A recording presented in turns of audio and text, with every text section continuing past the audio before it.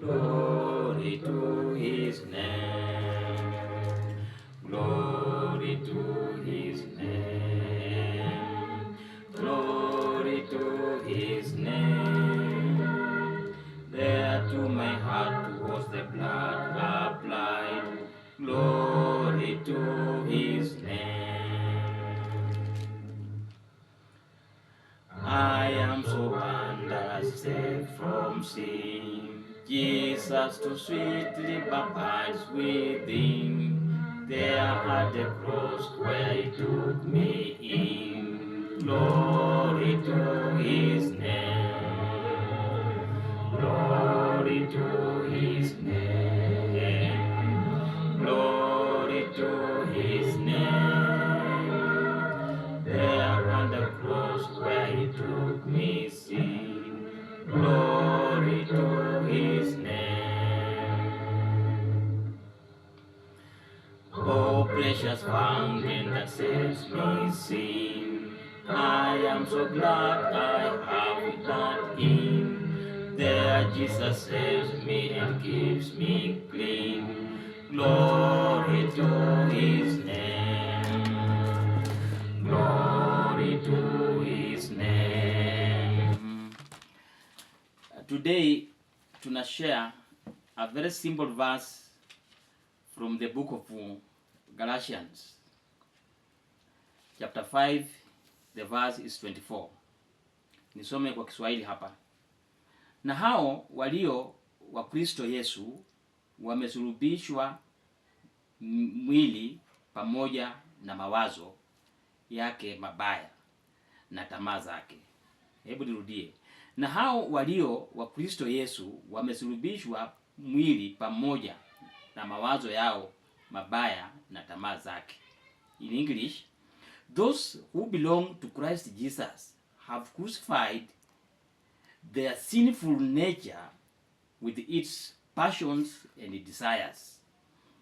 Nataka niseme tu kwa ufupi what happened and how mambo ya crucifixion ilianza. Some countries in the world, and particularly this time round we are talking about the Romans. In Rome, watenda makosa, wakosaji, watu wezi, watu wanyang'anyi, watu wauaji walikuwa wanakuwa crucified. Wakati wakubwa judges wanakaa na wanaamua ya kwamba huyu atakuwa crucified. Then unaenda unaangikwa katika msalaba na unawacha ukufe pale.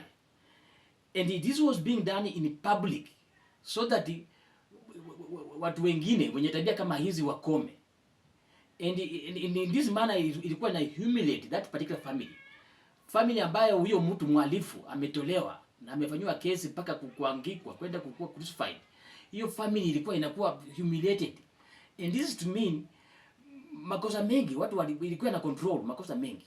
Watu walikuwa wanaona this is humiliation. So people could walk uprightly. Lakini wakati wa Yesu, ulipofika wakati wa Yesu na Yesu akasulubishwa, this is different. Unakumbuka Yesu alifanywa kesi kwa Caiaphas na akafanywa kesi kwa Pilato.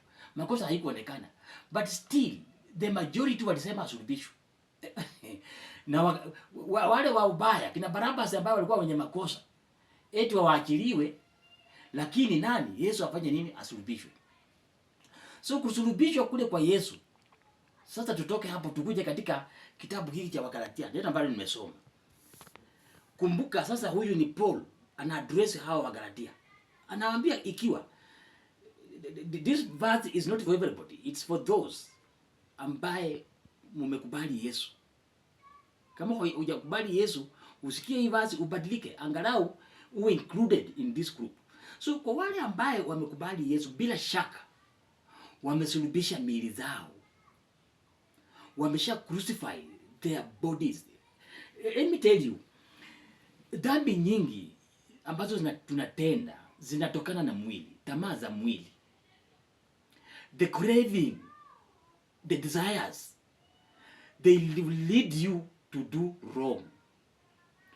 Lakini kama una nguvu ya kutosha na umeongozwa na Roho Mtakatifu, basi atakupa nguvu uweze kusulubisha wale ambao walikuwa crucified na hawa the Romans. Makosa yao ndio ilikuwa inawafanya wanaenda kuangikwa, makosa yao. And therefore, na wewe pia kama una makosa ambayo unafanya, you need to nail down makosa haya, uende uyaanike msalaba, usulubishe, so that ukae without. If you kama katika desires zako kuna mambo unafikiria, for example chuki, vitina, uizi, mambo haya yote, dhambi hizi zote, they are just desires of your body. So lazima usulubishe mwili. This is to say, wakati umekubali Yesu na umesulubisha mwili, basi that's a sacrifice. Just like Jesus did the sacrifice. Yeye hakuwa na makosa, ali sacrifice ili atuokoe. And for you to go with Jesus, you must sacrifice. And sacrifice it means utese mwili. Kuna yale matakwa ya mwili, the desires ya mwili wako huu, ambaye mwili unataka, lakini lazima ukate, usulubishe mwili, utese. Usipoteza mwili uweze kwenda na Yesu. Kwa sababu Yesu hataenda na mambo yote hiyo, all the desires you have or you need them in this world. Anataka wewe utembee katika roho. Therefore, kitu kubwa leo, kichwa kubwa hapa ni wewe, are you able kusulubisha mwili?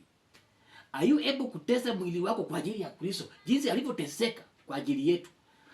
Unless uwe in a position kutesa mwili wako, kuunyima the desires, the worldly desires, mambo ya dunia uyanyime, unyime mwili, you cut off, then you cannot be able kuitwa wewe ni wa Yesu. Huwezi kuwa able.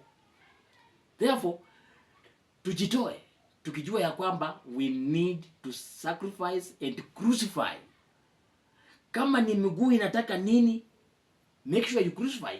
Kama ni mikono, kama ni macho, kama ni mawazo, crucify. To crucify is to sacrifice, kujinyima, restrain those desires that will lead you astray. Asanteni sana. As we finish, tumalize na hii wimbo.